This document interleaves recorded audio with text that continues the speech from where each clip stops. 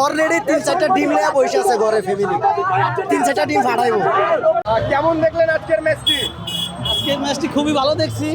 তো এই ব্রাজিলটা যে প্রথমত যে কামড় দিয়েছে ওই কামড়ে ব্রাজিল শেষ হয়ে গেছে। প্রথম 20 মিনিটে আসলে ব্রাজিল পায়ে বল রাখতে পারেননি, হ্যাঁ, সেটা সুবিধা করতে পারেননি। হ্যাঁ। এই বিষয়গুলো আসলে কেমন লাগছে এবং মরক্কো আসলে কতটুকু ভোগালো ব্রাজিলকে? ব্রাজিলকে মরক্কো খুবই বুগাইছে, যা ব্রাজিলের মনে থাকবে যে প্রথম ম্যাচে আমরা এই হসত খাইছি, এই হসত থেকে ব্রাজিল বেরোতে পারবে না। ব্রাজিল এই হসত থেকে কখনোই বেরোতে পারবে না।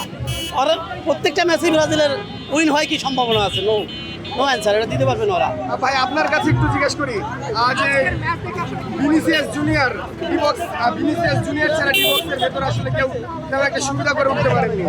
স্ট্রাইকিং যে ভোগান্তি, সেটা আসলে সামনে ভোগাবে কিনা, বা নেইমারের সুন্দরতা ছিল কিনা? স্ট্রাইকে ভালো ছিল ভাই, আমাদের মিডে একটু সমস্যা ছিল, যতটুকু ধারণা মিডে একটু সমস্যা ছিল। মিডে যদি আরেকটু হার্ড হয় হয়তো আরো একটু ভালো খেলা হবে। আরেকটা কথা বললো যে আমরা কামব্যাক করতে পারবো না, আমরা পারি ভাই, আমরা অনেক কামব্যাক করে দেখাইছি, পারি, সবই পারবো। সময় হোক, আমি বলেছি মরক্কোর সাথে আমরা হারবো, তাও ড্র করছি, তাতে কোনো সমস্যা নেই।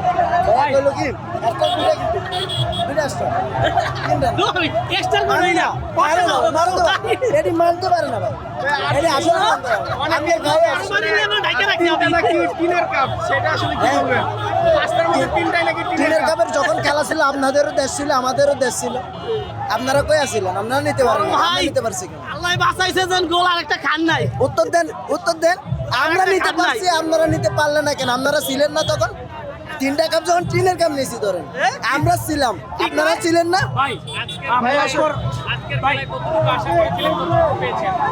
না, আমি বলছিলাম কি আমি দুইটা খাবো, কিন্তু খাই না, ড্র হয়েছে। Best, one of the best, ভালো।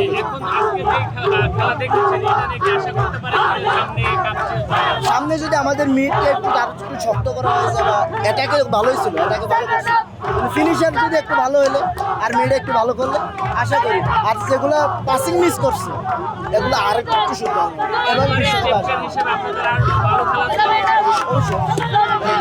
আরো বলতে কি আরো ওয়ান অফ দ্য বেস্ট করা আজকের একটু মনে হইলো না, আজকের খেলাটা দেখে তেমন কিছু মনে হলো না। যদি সামনে ভালো কিছু কইরে আসে তাহলে বোঝা যাবে, দেখা যাবে। খারাপ তো লাগবে ভাই, একটা খুব পছন্দ করি এই দলটারে, অন্যরকম ভাবে পছন্দ করবে, কেউ হেউ করলে সইতে পারবে, যে নিজের দেশে যেমন ভালোবাসি এই দলটারে ডিবক্সের বাইরে থেকে ইয়াসিন হাকিমির যে শুটগুলো, ভয়ে আসলে বুকে কাঁপন ধরিয়েছে কিনা আপনাদের? বুকে কাঁপন ধরার মতো না, ফুটবল খেলা ভাইয়া, গোলের খেলা। অ্যাটাক হবে, আক্রমণ হবে, ফাউল হবে, কাট খাবে, ওটাই ফুটবল।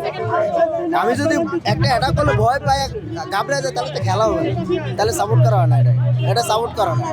আর নেইমারের শূন্যতা ভুগিয়েছে কিনা, বিশেষ করে অনেক অনেক অনেক অনেক, এটা আমরা না, এটা হয়তো আর্জেন্টিনার সাপোর্টাররাও নেইমারের অনেক মিস করে, নেইমারের স্কিল করে অনেক মিস করে।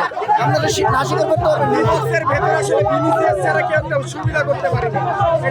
এটাই তো আগে বললাম, আমাদের ফিনিশার একটু ভালো করা লাগবে, আর মিড একটু ভালো করা লাগবে, ডিফেন্ডে একদম শক্ত করা লাগবে। আর যে পাসগুলো মিস করছে এটা কিন্তু একদম বিশ্বকাপের মাঠে হয় না, এটা ক্লাব ফুটবলও হয় না। আমরা গ্রাম অঞ্চলে যে মাঠে গেলি ওই মাঠে এরকম মিসগুলো করা হয় না।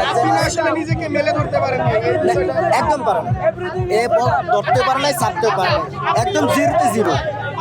তাও ভালো করছে যে একটা ড্র দিয়ে মনটার একটু শান্তি দিছে, নাহলে ভাই এই জায়গায় আজকে থাকা যাইতো না, জার্সি খুললে বাড়ি যাওয়া লাগবে।